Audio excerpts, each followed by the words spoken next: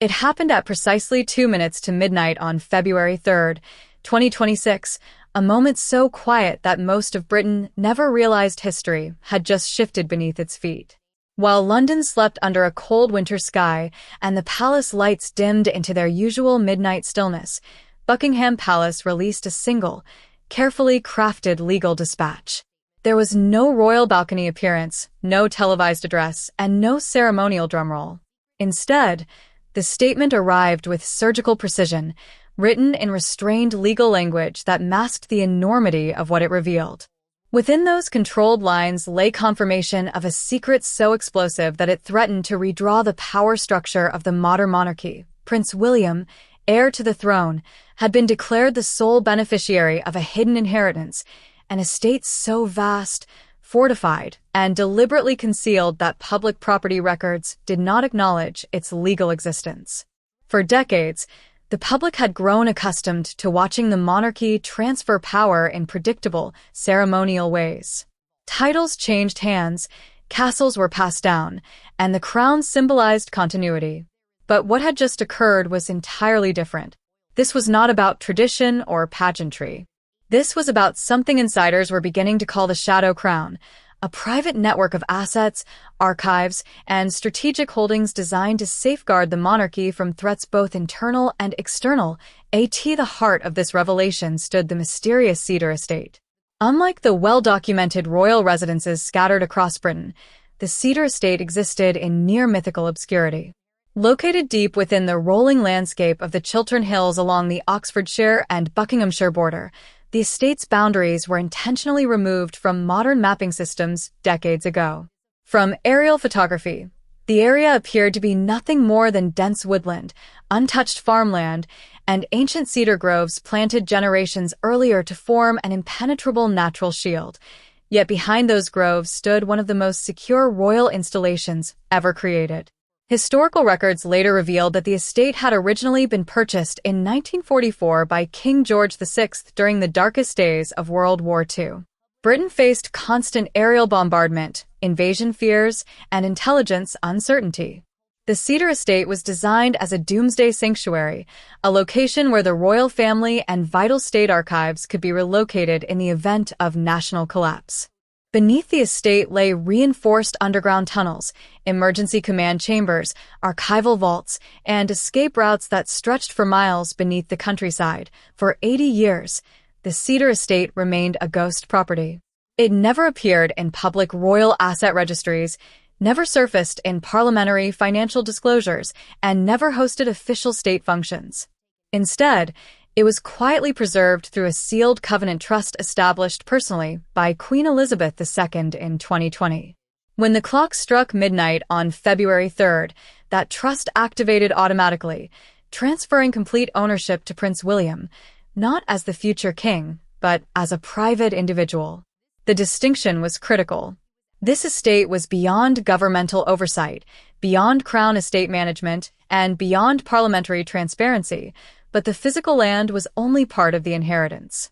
Hidden within the estate lay what insiders referred to as the South Vault, a subterranean archive containing the most sensitive historical material in royal possession. Leaked internal briefings suggested the vault housed 186 oak chests filled with handwritten wartime correspondence between monarchs and military commanders, sealed audio recordings of private discussions between Queen Elizabeth II and world leaders such as Winston Churchill and Nelson Mandela, and intelligence memoranda spanning decades of geopolitical crises. Archivists who had glimpsed the vault described it as the architecture of royal memory, a living record of decisions, alliances, and secrets that shaped global history.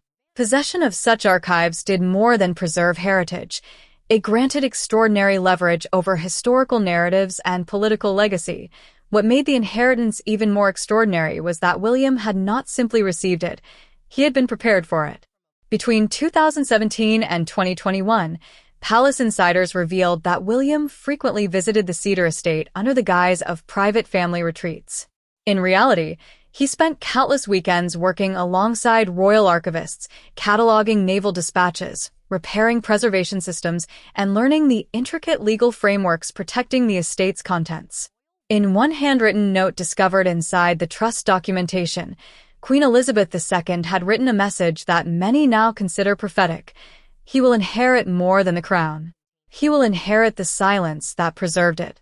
However, such power rarely transfers without resistance. As news of the Cedar estate emerged, tensions erupted within the royal inner circle. Queen Camilla and her son, Tom Parker Bowles, reportedly viewed the monarchy's private estates as untapped commercial opportunities.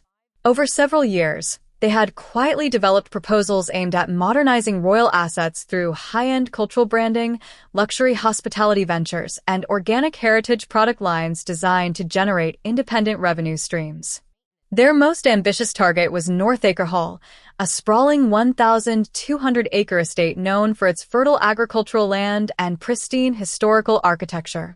Confidential memos allegedly revealed plans to convert Northacre into a modern royal cultural destination, featuring Michelin-star culinary experiences, artisanal food branding, literary salons, and elite membership retreats.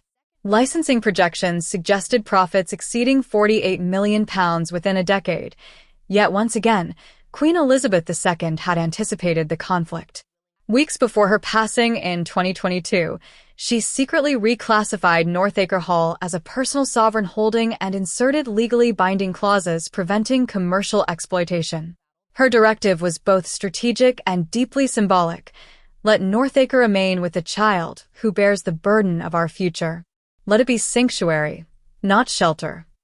When these clauses were activated in early 2026, Camilla and Tom's entire commercial framework collapsed almost instantly. Similar conflicts soon surfaced over other hidden royal estates, including Clarence Hill, Greystone Downs, Green Heath, and Oakridge Estate.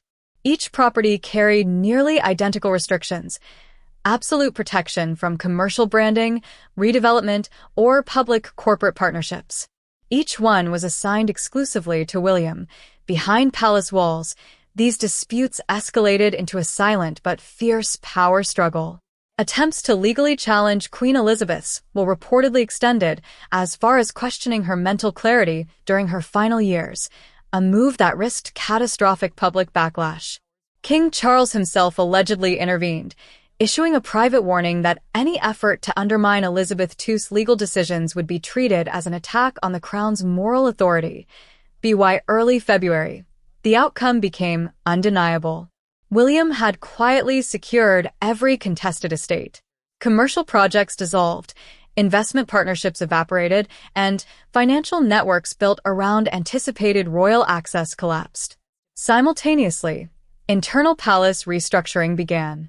Senior aides connected to external business interests were discreetly reassigned to non-strategic positions, effectively neutralizing their influence without public dismissal. The final, most symbolic moment arrived when Catherine, Princess of Wales, was photographed leaving the Cedar Estate archives carrying a thin black binder labeled Box 19.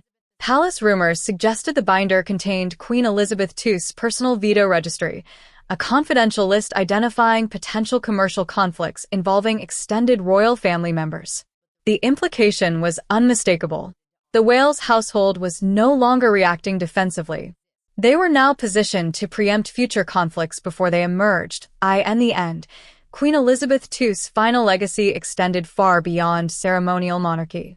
She had engineered a private infrastructure ensuring the stability, historical preservation, and strategic independence of the royal institution for generations to come. She had not simply passed down land, titles, or wealth. She had transferred control, quiet, absolute, and deliberately hidden from public view, and in doing so, she ensured that when the monarchy eventually changed hands, it would not do so amid chaos or commercial fragmentation. It would transition under the stewardship of a carefully chosen guardian. Prince William did not merely inherit the throne's future, he inherited the machinery designed to protect it forever.